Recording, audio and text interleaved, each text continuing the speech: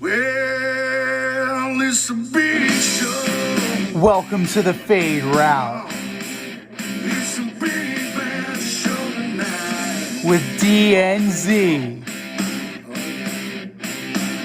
Yeah, it's a big show. Here are your hosts, Crack it up, turn on them lights. DNZ.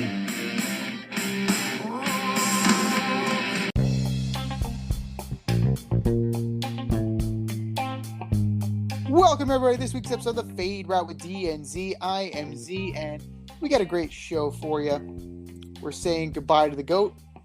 We are talking about the field being set in the Super Bowl, but we still got a week to go before that. And DJ Jamaican Lion of 101 The Fan is joining us this evening to talk about not just the Giants and Tom Brady, but also a little preview of the Super Bowl halftime show too. But we got to start with the serious news, the heavy news that came out in the past couple days. Like, this was a very busy 24 hours. Former Dolphins head coach Brian Flores is suing the NFL and 3 of its member teams. So the Miami Dolphins, the Denver Broncos, and the Giants, alleging discrimination regarding his interview processes. And this is a class action lawsuit, so other coaches can join in on the mix.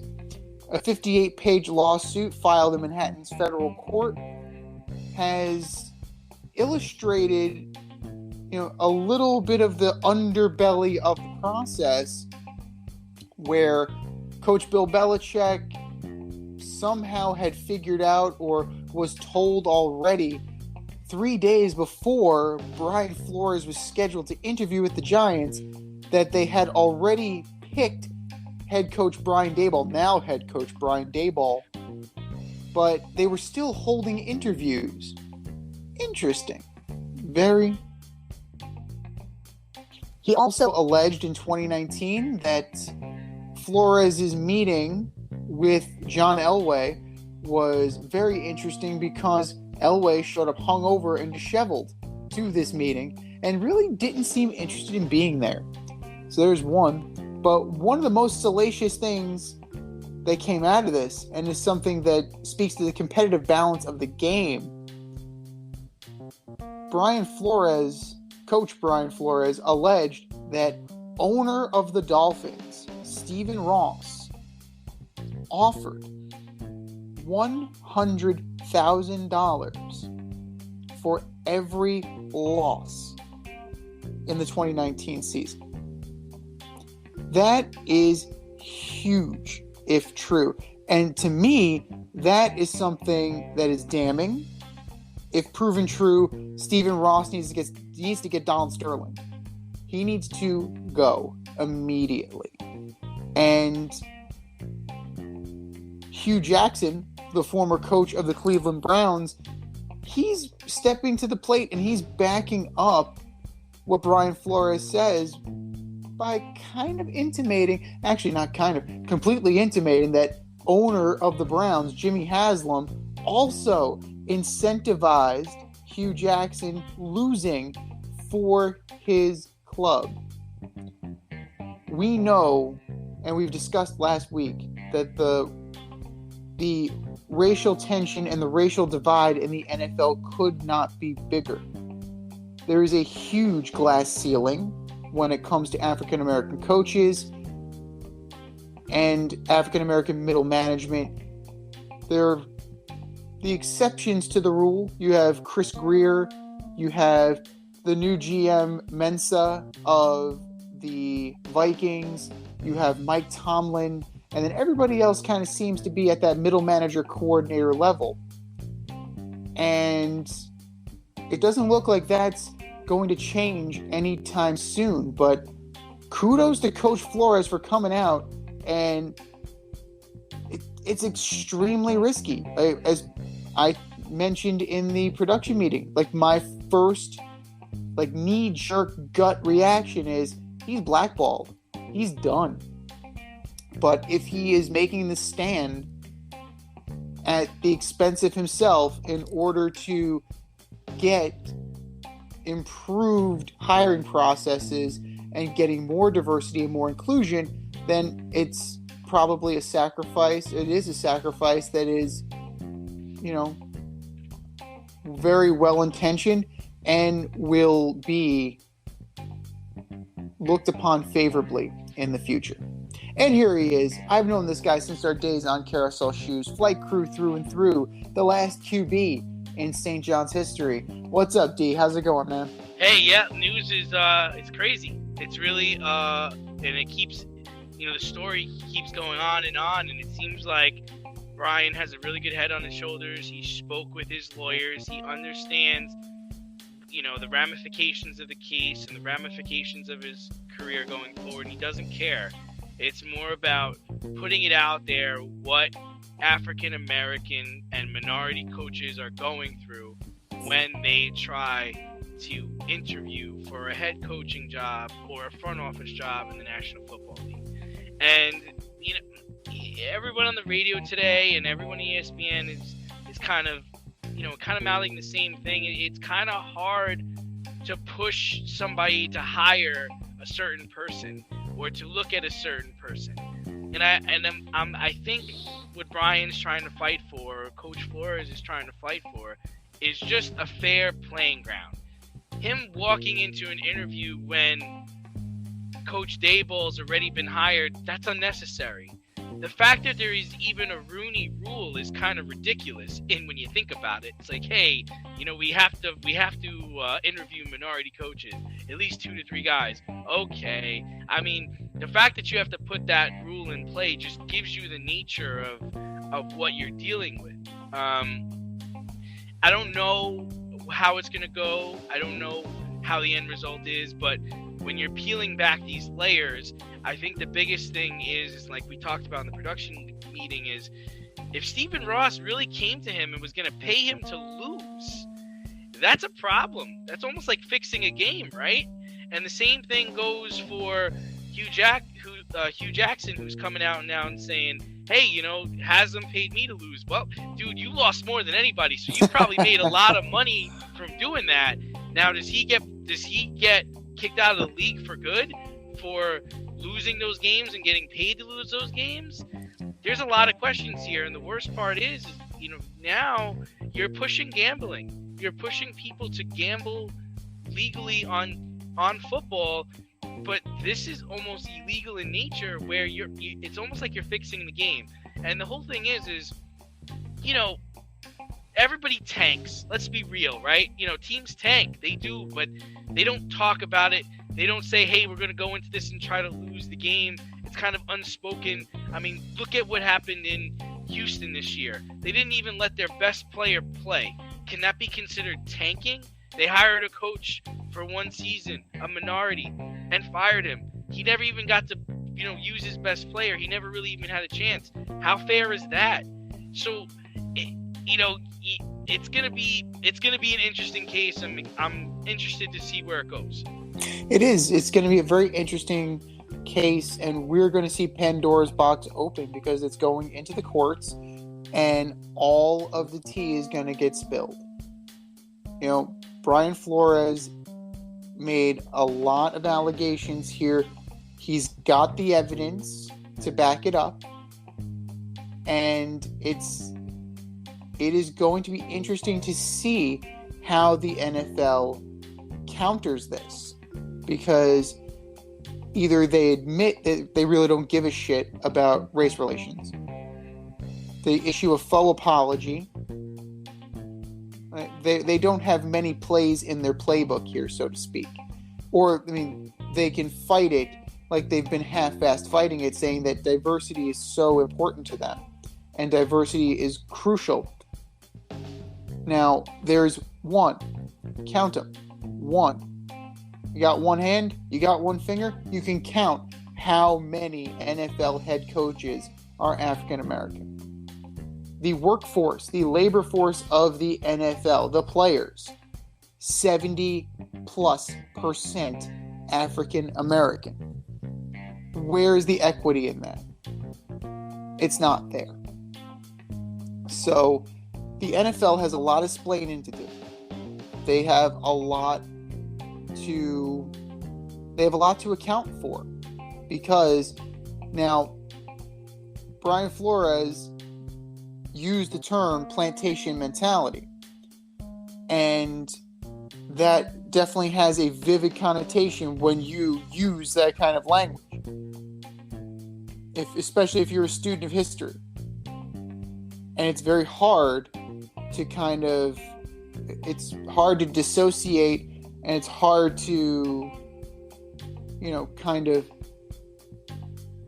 disagree with that kind of statement. But we're definitely going to see,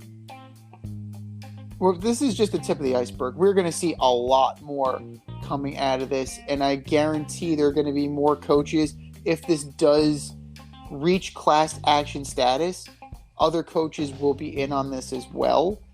And it's not going to end well for the NFL in terms of public image.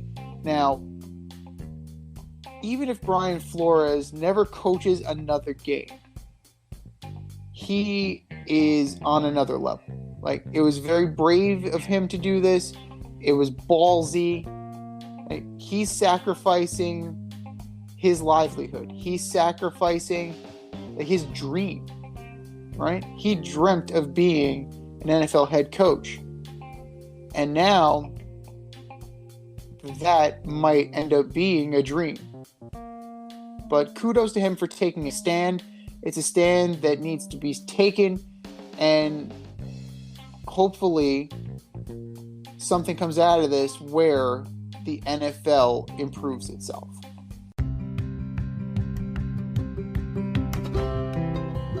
Do you love brownies? Of course you love brownies. But you know what's better than a brownie? A delicious, handcrafted, gourmet brownie delivered right to your doorstep. That's what our guys at Sweet Life Brownie Co. offer. Chef Tommy D and the crew offer a dozen delicious delights that you will crave, from the classic OB to Dutch apple to campfire s'mores and many more. Check out their website, sweetlifebrownieco.com, for their Friday brownie drops. At noon, their site goes live and you see what they're making. Since you're there, become a site member and earn points. You earn 50 points just by signing up. Make sure you follow them on Instagram and Facebook too, at sweetlifebrownie_co, for the latest updates and their latest releases and creations. That's sweetlifebrownieco.com. Give them a call, 845-641-3043, and tell them D&Z sent you. That's sweetlifebrownieco.com, 845-641-3043. Sweet Life Brownie Co., because there's always room for a brownie. And while this is going on, we have our Super Bowl field finally set. The Cincinnati Bengals, the team that was in last place last year, beat the defending AFC champion Kansas City Chiefs at Arrowhead to move on to the Super Bowl. The Chiefs were up big in the first half, 21-3, and managed only 3 points the rest of the game. The Chiefs squandered a goal to go at the end of the half and at halftime. Tyreek Hill, running parallel, did not make it to the end zone.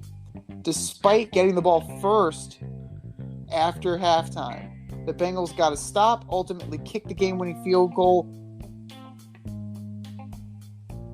Is this on Mahomes? Is this on Andy Reid? Is this on Eric Bieniemy? Who is this on?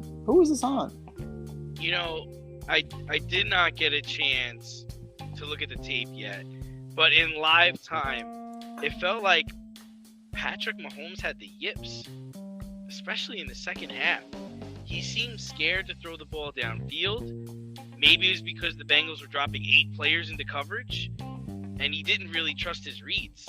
But goal to goal at the goal to go at the end of the first half ends in no points, and goal to go at the end of the fourth quarter results in a field goal.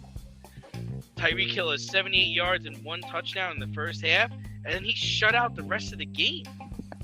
The Bengals lost to the Jets during the regular season. You can't let the Bengals come into your house and beat you in an AFC Championship game. So I'm putting this on Mahomes. He's supposed to be the best player and best quarterback on the planet right now, and he did not look like that in the second half. Well, first and foremost, kudos to Joe Burrow. Kudos to Jamar Chase. T. Higgins had a hell of a game. 6 for 103. But Mahomes threw the killer pick in overtime. The decision to pass the ball to Tyreek Hill and have him run parallel to the goal line and try and get in when you had a short chip shot of a field goal. That's baffling to me. And not only that, but they threw it, I think, on all 3 downs.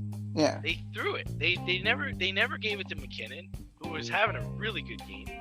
It was just odd. It was almost cocky, right?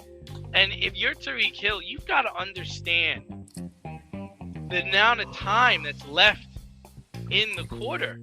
Get down, call timeout, get out of bounds. At some point, you have to realize I'm not going to get by these 4 guys that are in front of me. Right. And it's a combination of things. Like, ultimately, it was the wrong play call. It was the bad execution of the play. And ultimately, it let Cincinnati hang around. And Kansas City has a bad habit in the playoffs of letting teams hang around. Yep. Now, in the past, just thinking about the Super Bowl against the Niners, they were able to flip a switch and just go lights out. That didn't happen this time. There was no switch to flip. And then the key pick by Mahomes in overtime, no real running game to speak of. 12 carries for 65 yards. I think they could have done better with Jerick McKinnon. Like, Kelsey does what Kelsey does. If you're dropping 8 guys back, Travis Kelce's your target. He's going to be your man. Drop it off underneath all day, and then That's teams have been willing to give that to the Chiefs all year, and they've been patient and made it work. But they got impatient at the worst possible time. And as I texted you during the game, this felt like an old Andy Reid Eagles loss. Like, this felt like things went back to normal. Sure, but also one team made adjustments at halftime and the other team didn't. You came out and they're dropping 8 into coverage. Start running the football. Mm-hmm. Give it to Travis Kelce.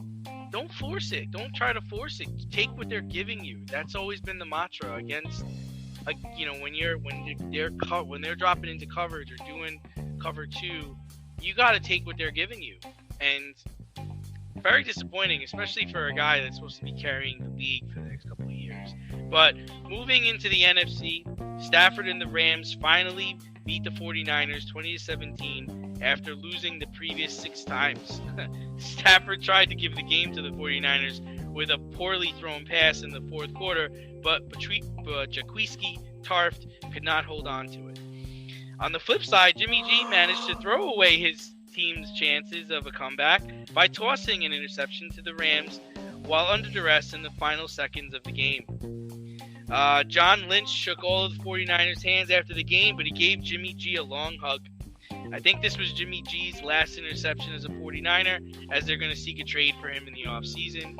Where's Jimmy going to play next year?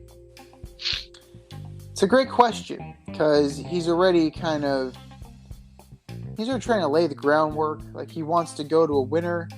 He doesn't want to be part of a rebuilding franchise, and he's trying to call his shot. The problem is, we all watched that game. We've watched Jimmy G for a while now. He's injury prone. He's prone to giving the game away when it's the biggest moment. It's a problem. Is a team like Cleveland gonna pony up for Jimmy G? Possibly. I don't necessarily think that, he's that much of an upgrade over Baker Mayfield. He's taller. We'll give him that. He's Italian. Right. He's Italian. He's a paisan. Hey. Does he end up in Pittsburgh? Is he a stopgap until they figure out who replaces Ben? Does he end up in Tampa Bay, replacing Tom Brady as a stopgap? Hey, all these things are possible, but he's not going to a ready-made situation. He's definitely not. And, Stafford tried. He tried to let that old lion out. He did. But they wouldn't let him. Like, the defense would not said, not today, devil.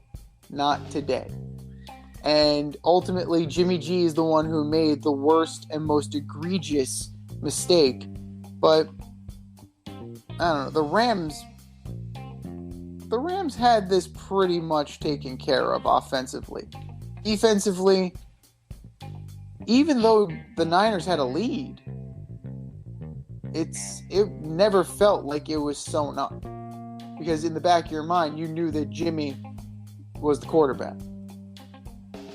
Yeah, I mean, I don't know. I like to think that Jimmy G would be an upgrade in some places. You bring up Tampa. I think people would disagree, but I think he is a possible target. If Tampa Bay plans on re-signing Godwin, they still have Mike Evans.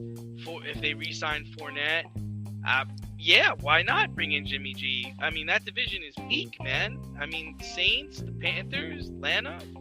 You just need a competent quarterback, and Jimmy G wins.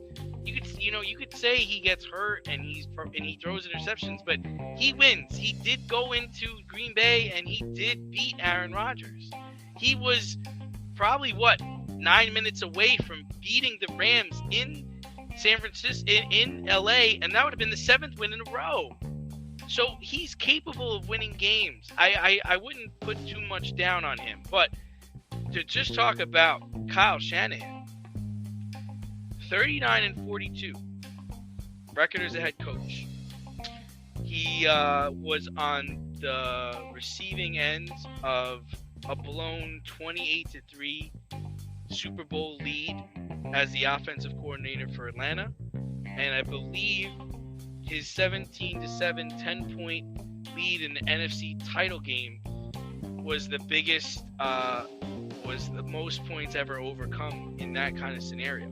So clearly he has a problem keeping leads in the playoffs, and I wouldn't put so much of this on Jimmy G. Jimmy G was running for his life, but at one point in the game, it was 4th and 2. Rams ran out of timeouts. They tried to challenge the play. Kyle Shanahan had a chance to go for it, and he elected to punt and put his defense in control. Stafford threw him a gift, and they dropped it. Later would lead to a score. So, and at the end of the game, you have Von Miller and Aaron Donald pinning their ears back and running after you. He's got a bad thumb. I mean, listen, I don't put all that on Jimmy G. I think Jimmy G's a good player. And I think whatever team picks him up next year, they're going to be able to compete. I'm not so sure about that. I mean, it depends on the situation that he's in. He can't call his own shot. So, if he ends up with Tennessee, is that an upgrade over Ryan Tannehill? I don't necessarily agree that it would be. So, that's fair. Yeah, I mean, he's in that group of guys. He's better than Baker Mayfield, but he's still in that soup of mediocrity. Hey, if Russ leaves, could he go to Seattle? That would be very interesting if they would make a trade within the division. That would be very interesting. I don't know if they would do it because of the fact that it's interdivision. Now, intra-division, excuse me. Now, we know that Denver is looking for a quarterback, as Denver's always looking for a quarterback. They're loading up for Aaron. They've already hired his offensive coordinator, his tight end coach. They went and got Gary Kubiak to be the quarterback coach. They're loading up for Aaron Rodgers. So does he end up in Green Bay? Yeah, could. How about Josh McDaniels going to get him to play quarterback for the Raiders? To go back to the Flores thing with Josh McDaniels, do you think, if Brian Flores, if they were on par, I don't necessarily know if he would have got the second. Josh McDaniels did, but yeah, I mean, I could see that. But then Derek Carr, maybe you flip Derek Carr to the Niners. I don't know. Maybe I don't know if you do an even swap with that, but because then you start to have some moving parts around, and I don't know. Maybe Daniel Jones ends up with the Niners, because I would love Derek Carr on the Giants. Well, I know the Giants are interested in Jimmy G. Jimmy G, maybe. But behind that offensive line, like, they really need to fix that offensive line. The Titans, to me, I think would give you the best option because their offensive line is better than the other teams out there. So if they feel like they want to move on, yeah, Carolina needs a quarterback. Yeah, I mean, there's going to be places for him to play, and he's proven that wherever he goes, he wins. I mean, he went to the Super Bowl. He doesn't lose a lot. I mean, he gets hurt. He makes stupid mistakes, but he's a winner. Is your hair thinning or is your hairline receding? Scalp micropigmentation will fill in the areas where your hair is missing by creating a short buzz cut look. Micropigmentation is a non-invasive procedure that will create the illusion of hair follicles for 7 to 10 years. For people with alopecia, this could be a permanent fix. For people with scars on their scalp, this is a great way to camouflage a scar. Don't lose confidence or feel like you need to wear a hat wherever you go. Marquez Studio is located in the Bronx and is open for all your scalp micropigmentation needs. Consultations are free and appointments can be made any day of the week. Get your hairline back with scalp micropigmentation. The techs at Marquez Studio have over 30 years of hair cutting experience and can assist you with all of your questions. Call to schedule a consultation today, 646-221-8728. You can also visit them on Instagram at Bronx Marquez to see their gallery and view all their satisfied customers. Again, that is Marquez Studio, located in the Bronx, New York, 646-221-8728. Anyway, the NFL got what they wanted. Not only is the Super Bowl in LA, but the Rams are in the Super Bowl. And they'll be taking on the Bengals in a somewhat intriguing matchup. We can't wait till next week. We can wait till next week to make our picks. But what do you think of the Super Bowl 55 matchup? I mean, it's an interesting matchup from the standpoint that nobody expected the Bengals to go from last place to AFC champion. Bengals were 60-1. 60-1 to go to the Super Bowl. That, yeah. If you bet that, you have the potential to be a very rich man. So good for you. I mean, I don't know many die-hard Bengals fans, but I don't know if they were that optimistic going into this year. I think they just wanted to keep Joe Burrow alive. Like, if Joe Burrow did not have his other leg wrecked, it definitely would have been considered a success. I was critical of the Bengals for not taking Penei Sewell or Rashawn Slater. You were. Crushed them. Yeah. Own up to it. I am. They haven't won anything yet. So they still haven't won anything yet.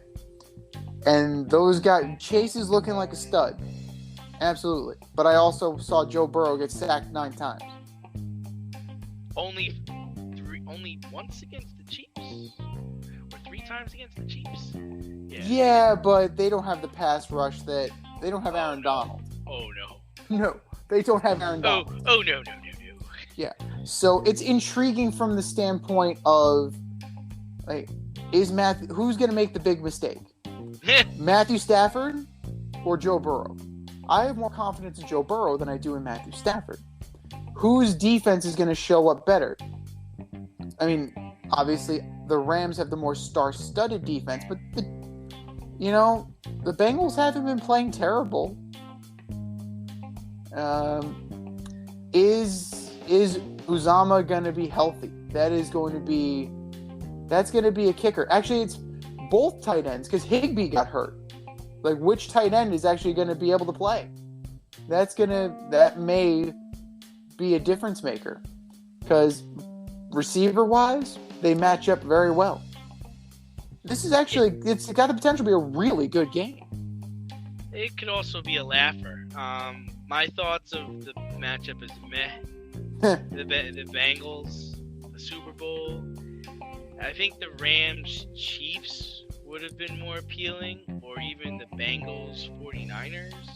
See, I don't know about that. I know the Rams-Chiefs, the last time we saw that was that Mexico City game when they scored like 108 points. Yeah, it's fun. I know I'm a Brady fan, but Brady versus the Bengals would have been fun. It would have been somewhat appealing, like maybe a bit changing of the guard, possibly Brady's last Super Bowl. Like that would have been in line. I mean, the storylines will be: does Stafford finally get a ring? His wife overcame cancer for this moment. He's such a great quarterback. I'm happy to see him finally win, right? That's the storyline. Mm-hmm. And on the flip side, the Bengals, who were 4-12 last year, could be making the biggest leap in Super Bowl history, from 4-12 to Super Bowl champion or to win a Super Bowl. Joe Burrow could become only the third quarterback to win a national title and a Super Bowl. How about Joe Burrow having probably the best 2 or 3 years of his life? Goes from winning a national championship to tearing his ACL to being in the Super Bowl. My man's gonna get paid. Mm-hmm. So, I think the only thing I know I said it's meh, but I would say it's different.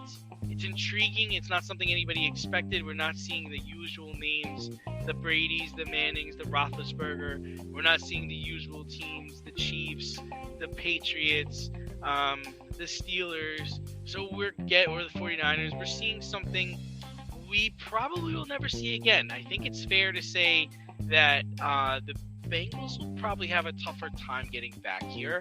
And let's be real, the Rams were built to do this. They were built to win this year. It's just crazy that Les Snead and McVay pulled it off. Well, they haven't won anything yet, but at the same time, like, they got there. They put their team in position to win a Super Bowl. I would argue that the Bengals have the better chance to make it back because they have a good group of young talent together, and they're all under rookie contracts. The salary cap situation with the Rams is fucked. The draft capital situation is fucked. Like, if they do not win this year, you have to burn it down. Burn it down. Yeah. Cooper Kupp, gone. Bobby Trees, gone. Matthew Stafford, gone. Odell Beckham, gone. Jalen Ramsey, gone. Sean McVay, probably gone. Les Snead, gone. Like, you need to clean house. Like, this is not good. You set back for the short-term success. You set your franchise back possibly 10 years. That's not good. But I think Kroenke looks at it as like he's making money hand over fist this year. The Super Bowl's in LA. His team's in the Super Bowl. The tickets to the Super Bowl are ridiculous. It's going to be star-studded. Like, all the stars are going to go. He's making bank, man. I don't know. I think for him it's a win-win here. And yeah, he wants to get back, but this was it. This was the opportunity to do this. Avoid messy accidents. Get better stopping power with your brake pads. Callahan brake pads. You never know when you'll be driving in the road and there will be a truck tire that you need to avoid and save your family. Callahan Auto. We really care about what's under your hood. Well, we know one guy that's not going to get it back. That would be one Mr. Tom Brady. Tom Brady, in kind of a scandal-filled weekend, ultimately announced his retirement after Adam Schefter reported it on Saturday. And then he stuck by it. Kudos to Adam Schefter. Kudos to Jeff Darlington.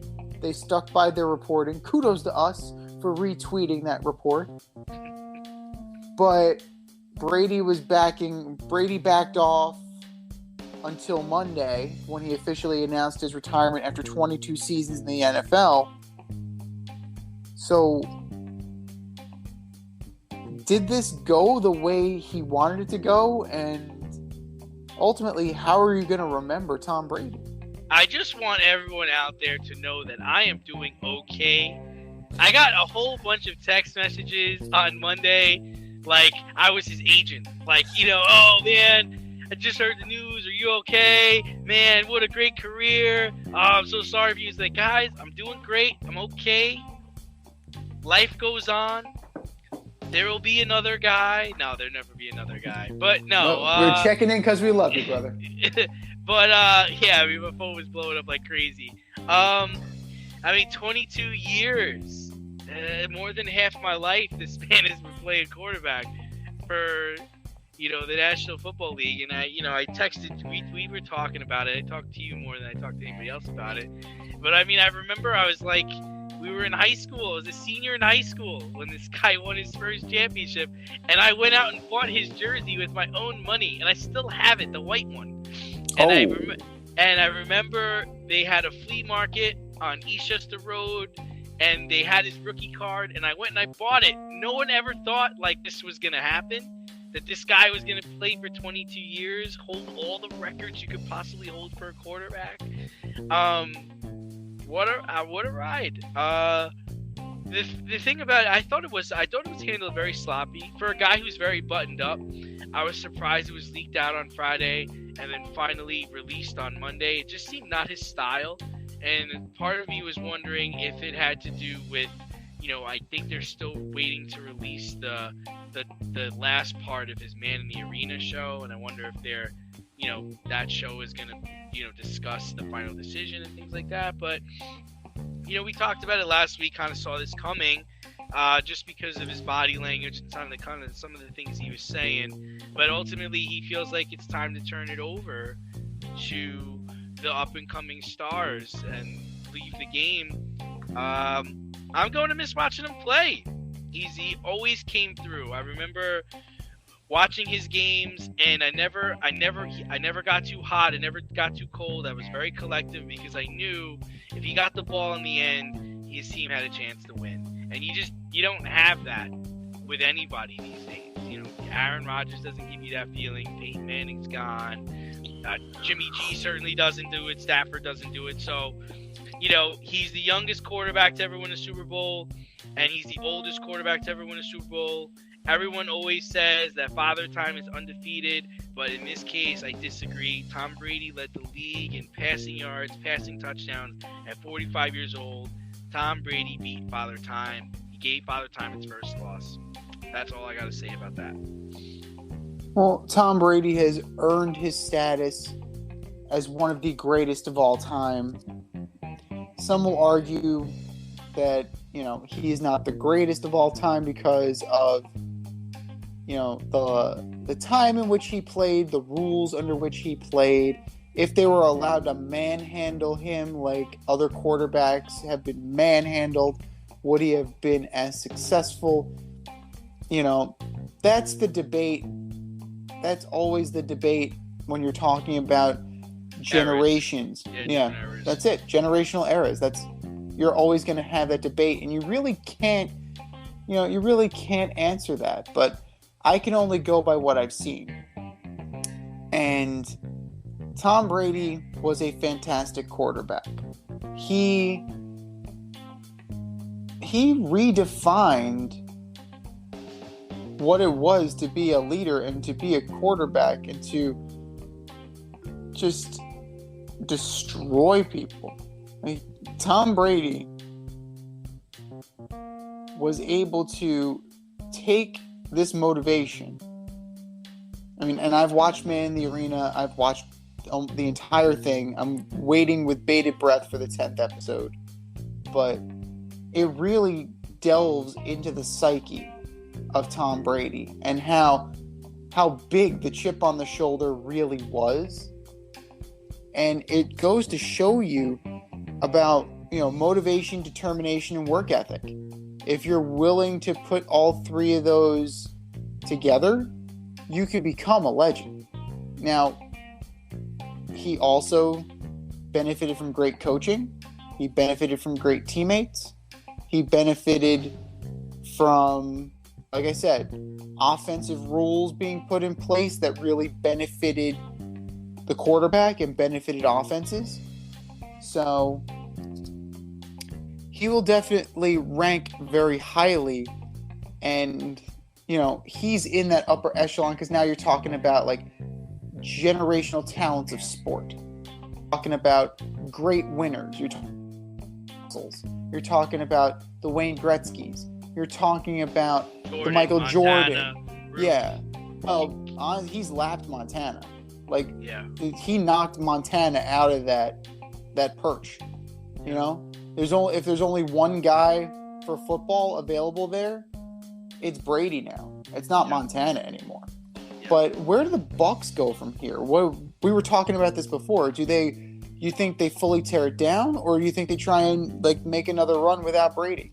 Yeah, I mean, what it sounds like they're saying is they're going to be rearming the team. They're going to go for it again, which I think is silly. I think they should tear it down, especially when everybody else in the division sucks. You want a level playing field. If they suck, you suck. It's fine. You can work to overcome that. If you decide not to tear it down and try to go back with what you have, you're not going to be better than you were this year. You're not going to be better than you were 2 years ago. So what's the plan? And that's what I don't really understand. And Bruce Arians is just kind of one of those guys that doesn't want to be part of a rebuild. And I get that. But, I mean, you're not a quarterback away. You had the best quarterback of all time and you lost. Right. You had the best quarterback of all time 2 years ago, last year, and you had to play on the road every game. And finally, it kind of clicked in the playoffs, and you won the Super Bowl. But you're not going to get that again. So I think the team is more flawed than anybody really cares to realize. And if they had a chance to win, I gotta believe that Tom would have came back. But I think he looked around and said, you know what, these guys are satisfied. I can't play with this. He was always playing with guys that weren't really that good. Let's be real. I mean, the times he's won, he didn't have the best players. He didn't win with Randy Moss. He didn't win with Wes Welker. He won with, LaFell. And he won with David Givens. And Troy he won Brown. with Troy Brown. These are the guys he won with. Yeah, he got 2 or 3 with Gronk, but early on he didn't have a lot of talent. So, and these guys, I think they're just satisfied, and that's not the way he rolls. No, it's definitely not the way he rolls. But, like you were saying, Bruce Arians doesn't want to be part of a rebuild, and that definitely looks like that's the way it's going to go. So, Bruce Arians has had a couple of health scares in his life. So is time for Bruce to pull an Urban Meyer and just kind of oh, my health is declining. I gotta retire. I can't handle this shit. Yeah, it's like Byron, Todd, flip a coin. I don't care. I'm out of here. But my heart can't take it.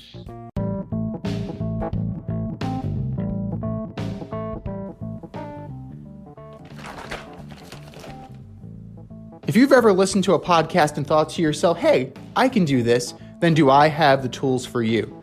If you haven't heard about Anchor, it's the easiest way to make a podcast. Let me explain.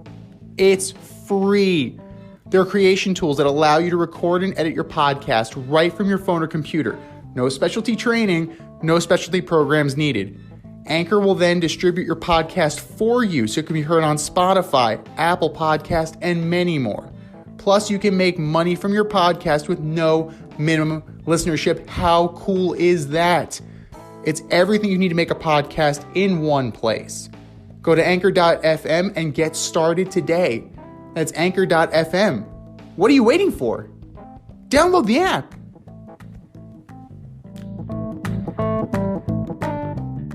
Moving on to basketball, the Western and Eastern NBA All-Star starters have been chosen. What do you think of the All-Star selections? And who would you take with your first pick?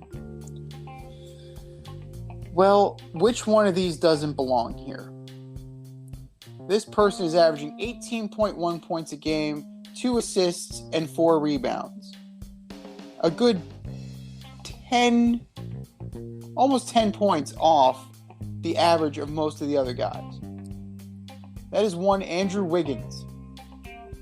I'm not saying Andrew Wiggins is a bad player. I'm not saying he's having a bad year, because clearly he's having a pretty decent year. Is that all-star starter caliber? When you look at guys like Ja Morant, 25.8, Trae Young, 27.7, Joel Embiid, 28.9, Durant, almost 30 points, LeBron, almost 30 points, DeMar DeRozan, 26.4. It just doesn't cut it. That one's surprising to me. Now, whether or not this is true, I don't know. But apparently, one of the Warriors team ambassadors is this super K-pop star. And he was trying to stuff the ballot box with Andrew Wiggins' votes.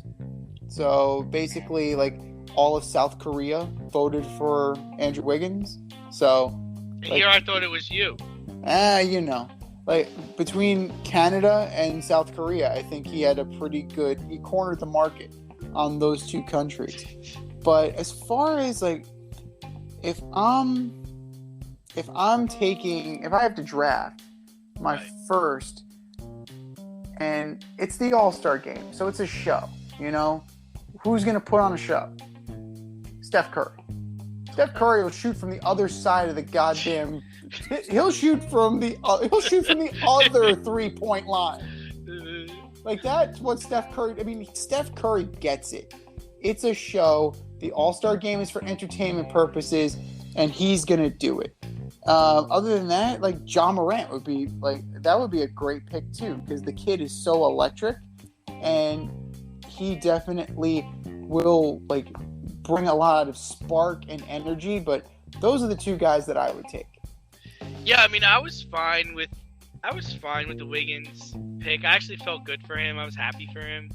When people forget, he was the first round pick of Cleveland and got traded. People forget his history. He kind of bounced around a little bit with the T-Wolves, and now he's a valuable member to the Golden State Warriors. I think some people could argue Doncic over Morant, numbers wise. Kind of surprised that Doncic isn't the starter, right? Yeah. And Gobert, 16 points, 15 rebounds, man. There's a lot of talent in the NBA. But for me, if I got the first pick, whether I'm LeBron or I'm KD, I'm taking Ja Morant. That's my guy, right? And then at 2, I'm gonna take either Giannis or Embiid, whichever one is still there. And then at 3, I'm taking the Joker. Those are my top 3 guys. And then from there, I'll be able to take either Trae Young or DeMar DeRozan to round out my team. That's just me. And then on the bench, when it comes to reserves, I'm trying to get Doncic, I'm trying to get Booker, I'm trying to get CP3, I'm trying to get Butler, I'm trying to get Harden. Probably say in that order, actually, too, because I want Doncic because he's a playmaker. Booker, it's crazy how the Phoenix Suns, that have the best record in the league, they don't have a starter. They don't have a starter in the game. And then Booker, Paul, because he's a point guard and he's a veteran point guard. He's having a great year. Jimmy Butler is just an animal. And then James Harden is, you know what you're going to get with James Harden. They're all good choices, but if you're LeBron, are you going to fuel those Cleveland? You're going to fuel those Cleveland rumors and take Garland on your team? He should. He should. It's because, like you said, it's an exhibition. It's for fun. and yeah, have fun with it. I mean, they're trying. I do appreciate that they're trying different things. They're trying to make it more competitive, but and people say this, that they don't want the All-Star game to mean anything. They want it to be an exhibition. I totally disagree. I loved it when the Major League Baseball All-Star game, when it mattered, when we're playing for home field advantage. I love that. I loved it. And for the NBA, I don't know what you do. I don't know how you get people involved, but I try to tune in, but oh my gosh, it's just nobody plays any defense. Nobody cares, and I get it. It's but this makes it interesting. At least guys get to play with who they want to play with. You're seeing some mixing going on. It is somewhat appealing. It's somewhat entertaining. Are you in need of air care maintenance or service? I have the company for you. Air Care Technicians. They service the Westchester and Northern Bronx area and can help you with all your heating and cooling, maintenance, and service needs. Just give them a call at 914-315-1547. Again, that's 914-315-1547. Or shoot them an email at aircaretechnicians@gmail.com. These guys are the real deal, as they are veteran-owned, licensed, and insured. Make sure to tell them that D&Z sent you.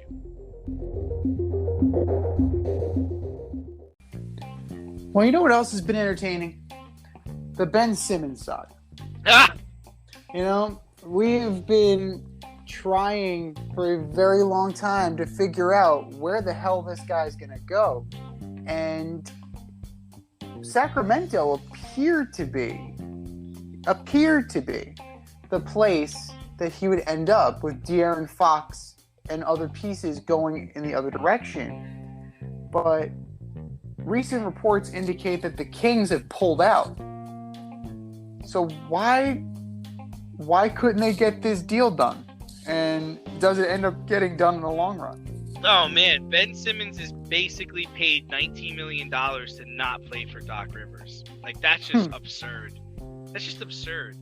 I don't know why from what I understand, what Daryl Morey is asking for is like a king's ransom. And granted, the Kings are involved, so it makes sense, right? But even for them, they're like, dude, what are you smoking? Like, we can't. The 76ers have 8 days to trade this man. And it seems like it's not going to happen. I think this backfires for the 76ers. Like, Joel Embiid is beyond good. He's great. And I think people forget how much he hits the floor, how injury prone he was at the beginning of his career. Like, you got to take advantage of the years he's here and take whatever you can for Ben Simmons now. Morey wants to pair Harden with Embiid next year, but there's no guarantee that's going to actually happen. If I'm Morey, just give me Buddy Hield, De'Aaron Fox, Christian Thompson, and a draft pick. And I will give you Ben Simmons, Tobias Harris, and a pick, and let's move on. I don't think that's absurd. I don't think that's a large ask. I think that's fair. I'm sure Daryl Morey wants more draft picks, but dude, let's just get this done with. Yeah, I mean, beggars can't be choosers. You're running out of time. You're not working the more complicated 3 and 4. So it's going to have to be something. Now, I don't know what the fascination is with the Sacramento Kings, to be honest with you. The Sacramento Kings, they're always that team who, like, you think is going to be better than they are. But, like, oh, they're finally going to do it. They're finally going to. They never do. Even when they were good, they never got to the next level. So I think if you're the GM of the Kings, that you admit that this roster is flawed and you do blow it up. Because you have pieces on this team. You have De'Aaron Fox. You have Harrison Barnes. You have Buddy Hield. You have guys that you can flip to other teams, and you can either get draft capital or you can get expiring contracts, and you can start to build a real solid core foundation for this team. Like, I don't know if Ben Simmons is a core foundational guy. The dude can't shoot. He can't shoot. Like, you need him. You need to have a complete player. And I don't know if that's the case. And I was looking at the NBA trade machine and, trying to solve, I'm a solutions-oriented guy. I'm trying to solve two headaches. And I was looking for a way to get Westbrook to the 76ers and Simmons to the Lakers. And they're about $11 million apart. So you'd have to send more to the Lakers in order to, offset the salary of Russell Westbrook. But yeah, bottom line is that Daryl Morey needs to put his GM hat on and get kind of creative, because what he wants isn't going to happen yet, because Brooklyn's not trading James Harden. Sorry, they're not going to trade him just because you want him to. That's not how life works. If that was the case, I'd be a multimillionaire. But Ben Simmons, I think he would thrive in a smaller market, but I don't necessarily think that Sacramento's the right fit. I think that they're too far away, and I think that, Simmons definitely, he needs better players around him to kind of hide his deficiencies. And he'll stick out like a sore thumb in Sacramento.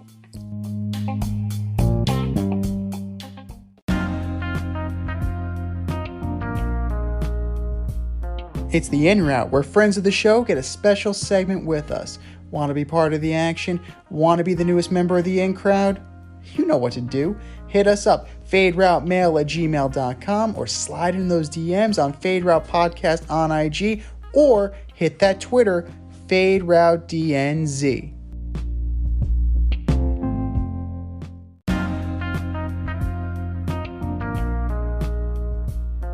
Joining us on the In Route today, we have the Jamaican Lion from Digital Radio 101.1 The Fan. What's up, Jamaican Lion? How you doing today? What's going on, people? What's going on? Feel good. What's going on, brother? All right, we're going to start you off with this. Former coach of the Miami Dolphins, Brian Flores, is filing a lawsuit against 3 teams in the NFL citing racism in the hiring process. A handful of minority coaches when the season started that recently lost a job, and he's not been able to attain a new head coaching position. What are your thoughts on the lawsuit and the fact that there's only currently one African-American head coach in the National Football League? All right, now I'm gonna play devil's advocate. I'm gonna have to say it's cap right now.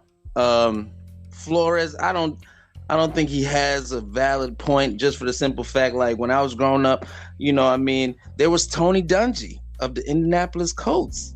He did his thing as an African-American coach. And then, of course, we have Mike Tomlin from the Pittsburgh Steelers, who's doing his thing. And I just feel like, I don't know, it's like, if you're not producing, I guess you gotta get out of there. But, with everything going on, people want to pull the race card. I'm not saying he's not a good coach. I'm not saying he's a bad coach, but I just don't see where he has enough ground to kind of file that claim, because there's been black coaches in that position before. But then again, I could be wrong, but we'll see what happens. Yeah, it's going to be hard for him to prove this, especially the fact that, like you said, there have been coaches in the past. And at the end of the day, teams are really just allowed to hire whoever they want to hire. And, it is odd that there's not a larger number of minority coaches, but to say that it is discrimination at play, it's going to be hard for him to prove those facts. Yeah, I agree. All right, Bucs quarterback Tom Brady announced his retirement on Monday after 22 years in the league. You're a Giants fan, and you gave Tom Brady his only 2 Super Bowl losses. How you will remember Tom, and what do you think? And do you think there'll ever be another Tom Brady? First of all, I won't remember Tom. Second of all, I'm just gonna go ahead edit it. Show the hell with Tom Brady. It's all about the great Eli Manning. That's right, the legend killer himself. 2 rings, both beating Brady in the big dance. But No, on a serious note, Tom Brady is a exceptional quarterback. You cannot deny what he's done. And I mean, he's just going to be an inspiration for people that come out the draft real low to be like, hey, I could be drafted 225th, but I'm gonna make a statement, and that's what Tom Brady did. And I mean, I'm not gonna give him the GOAT. I'm still a New York Giants fan. The GOAT will always be Eli Manning to me, but he's done a terrific thing for the sport. I mean, what is it? 8 rings? 7 rings? 7 rings. 7 rings. And if it wasn't for Eli, he'd have 9. Oh, yeah, you're not coming through Giant country with all that. No, sir.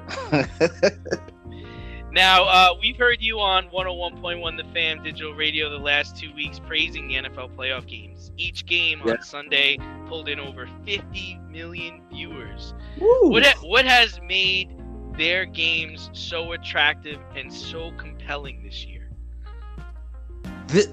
The past weekend playoffs have been like playing Madden. I'm talking about like that 02, 01 Madden back in the day when you and your friends would come over and you hook up the controller and it was just mayhem, snacks in the room. Like everything that could happen in a football game happened. You had interceptions, you had sacks, you had trick plays, you had juke moves in open field. Then you had fourth quarter comebacks and going into overtime and winning the field goal with no time left. Like that's everything that we played as kids on a video game that you didn't expect to see in real life. It's like they just brought it all back. I mean, it was fun. It's just like basically if you played high school or college football and coach says, hey, leave it all on the field, this might be the last chance you get. That's exactly how it felt those past playoffs games. So I was just excited. I done bought so much wings. I might have to order a salad for the Super Bowl because I cannot eat no more. Well, the time for talking is almost done. The stage for the Super Bowl is set. The Cincinnati Bengals will be taking on the Los Angeles Rams. Even though the game's a week away, you lean in Bengals or you lean in Rams? Oh, underdog, baby. I'm going Bengals. The Rams is they did one of them LeBron moves. They done built a super team over there, and plus they got Odell Beckham, and we don't like him in New York, so he can't get a ring before Saquon and the boys. So I'm Cincinnati all the way. Go Bengals. There we go. I mean, it's 2 of our X's because then you got Eli Apple on the other side for the Bengals. So it's like a weird vibe going on. Like who are you rooting against more? Yeah, I'm not really worried about Eli Apple. Go ahead, give him a ring. He's all right for a little bit. Now, your show, The Dinner Plate, comes on Mondays from 7 to 9 on ourdigitalradio.com. Yes. This year, the Super Bowl halftime show is going to feature Mary J. Blige, Kendrick Lamar, Eminem, Dre, and Snoop Dogg.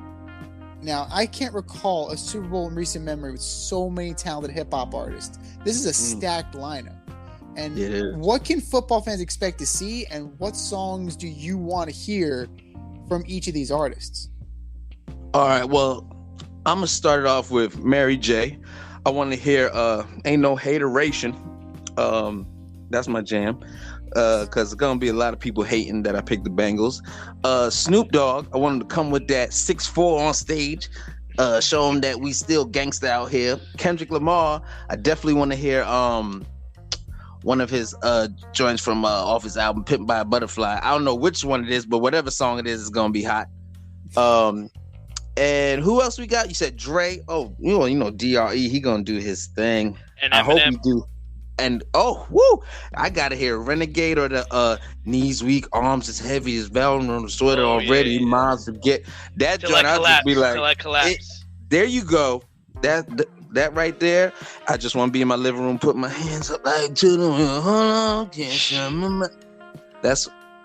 It's gonna be an exceptional show. I'm glad to see like all these artists coming on one stage. I know Janet Jackson had a little mishap, we forgave Justin. We all good back now. So yeah, let's go ahead and liven up the Super Bowl, because the last couple ones, I mean, I like rock music, but I don't want to hear U2 at a Super Bowl game. Like, you had Living on a Prayer. You had Bruno Mars, The Weeknd was lost. I don't know what he was doing.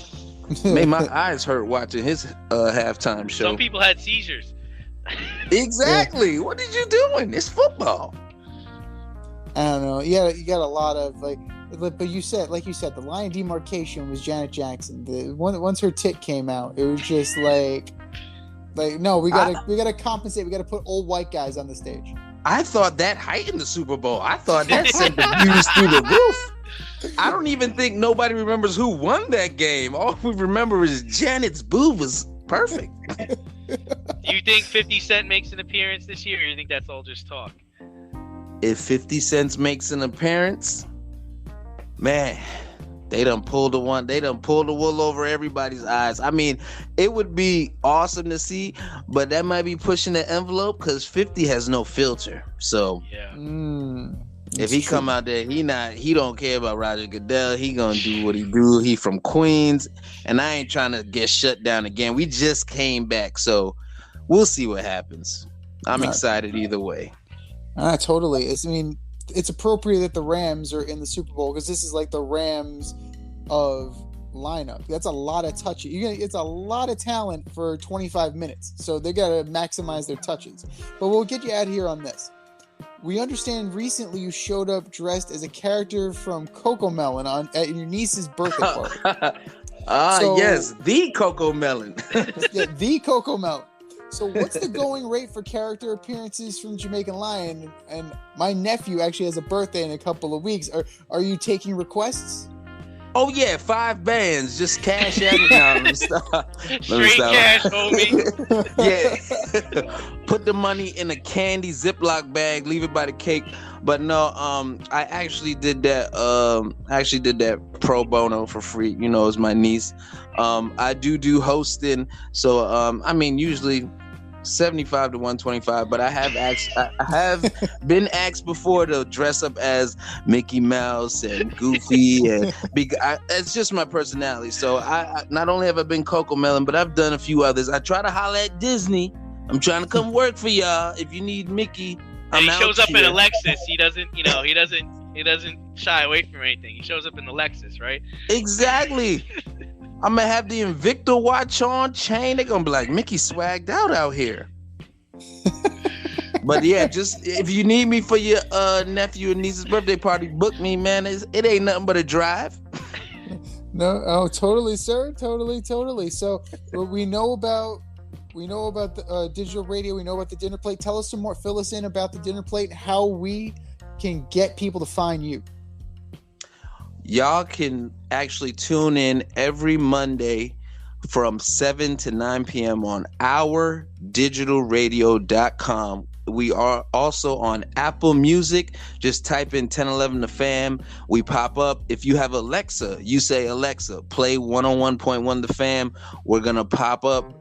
And I just want to share the good news with y'all. We have been nationally syndicated, so we've been picked up by Atlanta. Shout out to Street Madness Radio in Atlanta, Georgia. We also have been picked up by Famous Network, New York City radio station. We be airing on that show Saturdays from 10 to 12 in New York City, and then for Atlanta will be Saturday 9 to 11 p.m. So we have other affiliates out there, but the number one place you can find us, ourdigitalradio.com, Alexa, Apple Music. You can find us anywhere. Sounds good, brother. DJ Jamaican Lion, thank you for being the newest member of the In Crowd. And if you want to be a member of the In Crowd, hit us up at faderoutemail@gmail.com. Slide in those DMs at FadeRouteDNZ on Twitter or at FadeRoute Podcast on IG. And you can be the next member of the In Crowd. Jamaican Lion, brother, thank you so much for coming on and continued success. Hey, appreciate it. I thank y'all so much for having me on the Fade Route. I've already favored the station. I'm going to be tuning in every week. And if y'all listening, make sure y'all tune in to the Fade Route because Jamaican, and then I keeps it real. Shout out 100. To Dinner Plate. I love y'all, man. Dope experience.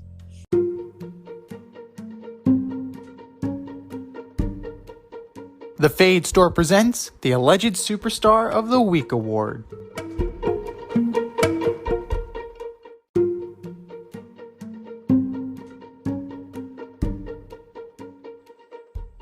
right, boys and girls, you know what time it is. It is time for the Alleged Superstar of the Week award.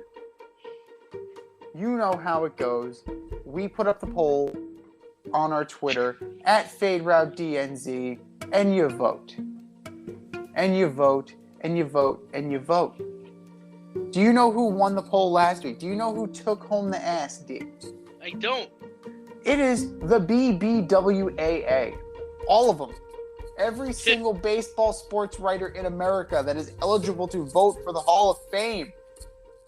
You guys, all of you, were the Alleged Superstar of the Week, and you all took home a little miniature ass. But it's now time for us to unveil our nominees for this week's ass. Who you got, D?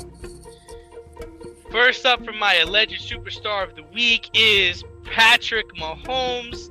Played one half of football on Sunday, but there's two halves in a football game. First half, QBR 98, 292 yards, 21 points in 4 drives. QBR in the second half and overtime was 1.4, where he had a total of 83 yards, 3 points on 7 drives.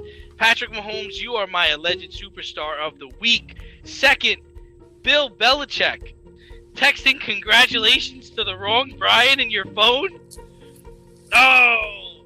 This has led to the NFL and 3 NFL teams being sued by Brian Flores. Come on, Bill. It's the 21st century. Learn how to text. Did your rings get in the way? Bill Belichick, you are my Alleged Superstar of the Week. And last but not least, Ben Simmons, paying almost $19 million to not play basketball. Life is precious, Ben, and based on the way you've played the last couple of years, you need to get on the court because you don't have many seasons left. Ben Simmons, you are my Alleged Superstar of the Week. What say you? Good choices. You definitely have some options there. I gotta say, for me,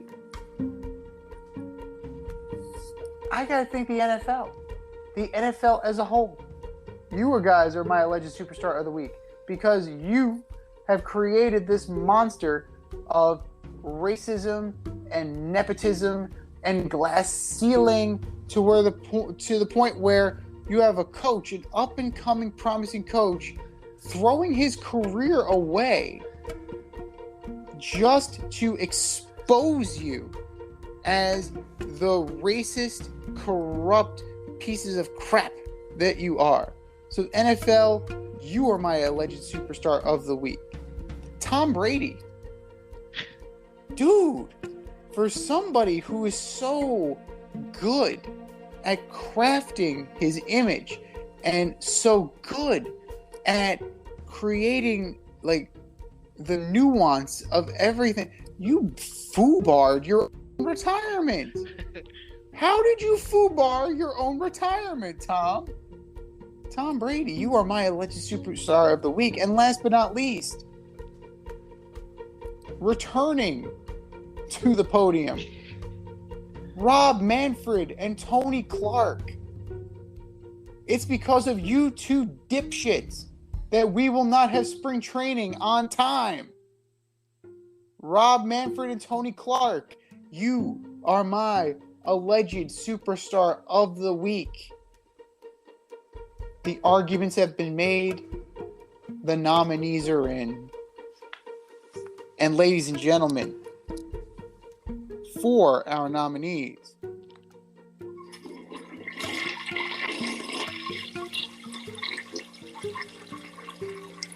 just do better. Just do better.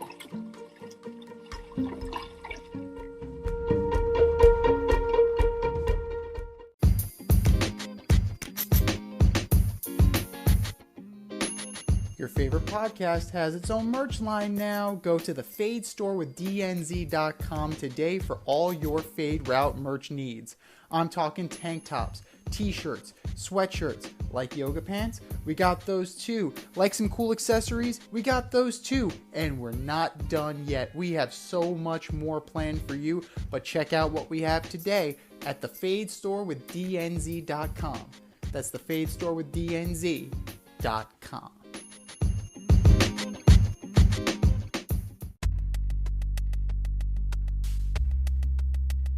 Order up!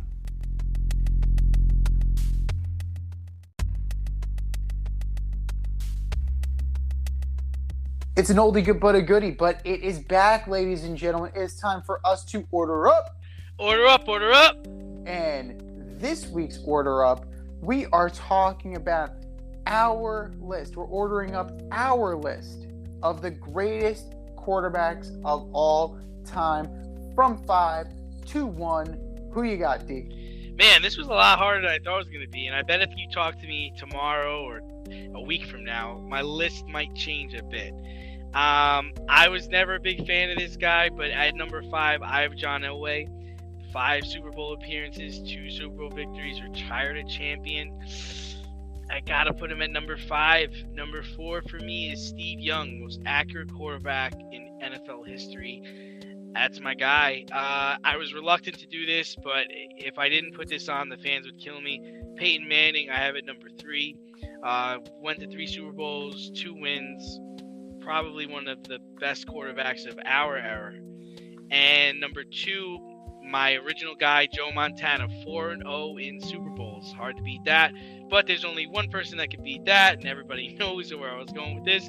But number 1, in your hearts and in your minds, is Tom Brady. 9 Super Bowl appearances, 7 Super Bowl wins. I could rattle off all of the records he holds, passing yards, passing touchdowns, postseason wins as a quarterback. Oh, there's 14 of them. But at the end of the day, he's still the best to me. It's a solid list. It's a very, very solid list. Now, for me, like, criteria-wise, winning is important. Prolific passing is important. You had to have done something with your career to be legendary. So to me, like, the Brett Favres of the world, not going to be on the list. Aaron Rodgers, nope. Nope. Drew Brees, nope. Phillip Rivers, nope.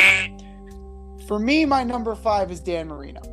Yeah. Dan Marino, you're looking at, yes, quarterbacks and records and all that. 147-93. He went to a Super Bowl.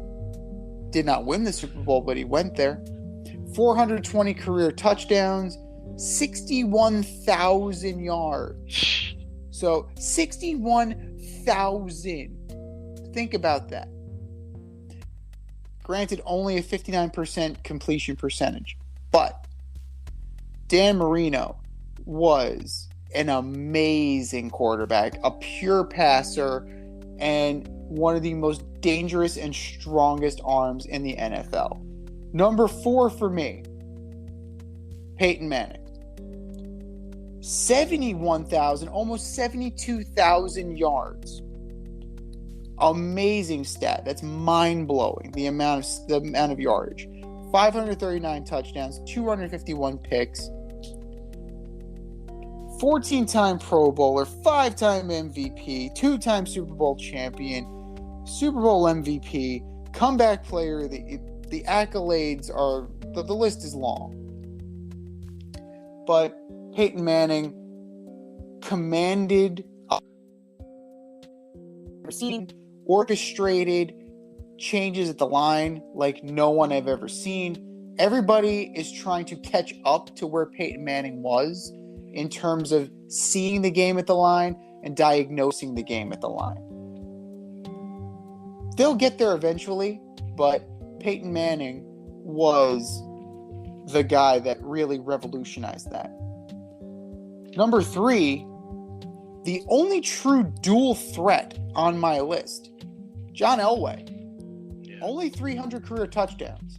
So that's kind of low, but he was mobile, 51,000 passing yards, got to 2 Super Bowl championships. Oh, of course, he got to the one against the Giants, but took care of that one. 9-time Pro Bowler, MVP, Super Bowl MVP. The list of accolades is long.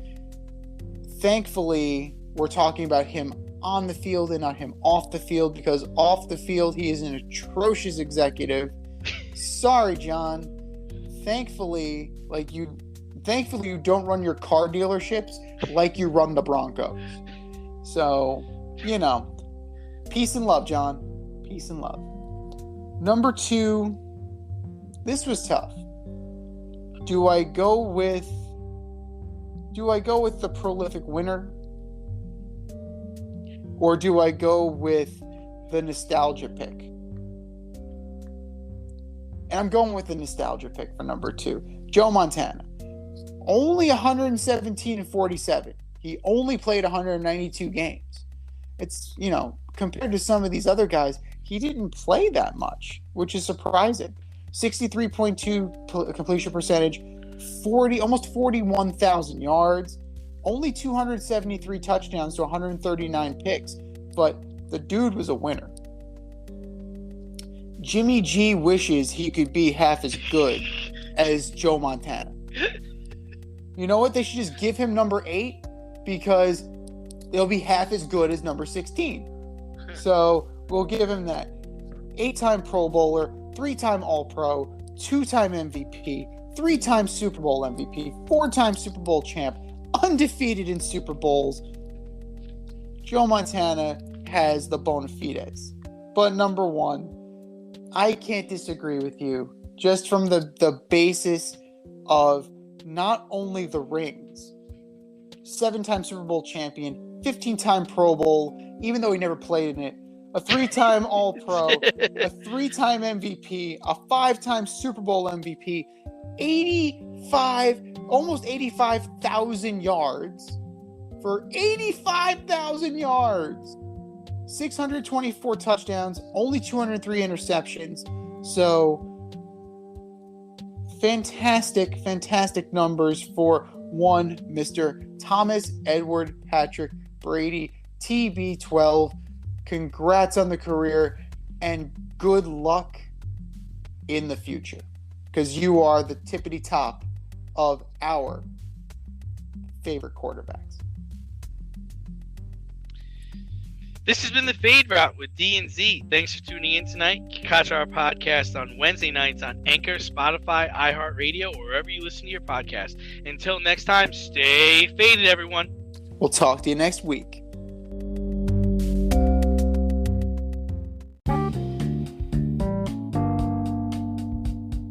If you want to get in on the action, we want to hear from you. Hit us up at Fade Route Podcast on IG, faderoutemail@gmail.com, or slide in our DMs at Twitter at FadeRouteDNZ. Questions, comments, picks, segment suggestions, you name it. We want to hear from you. Get at us, in crowd.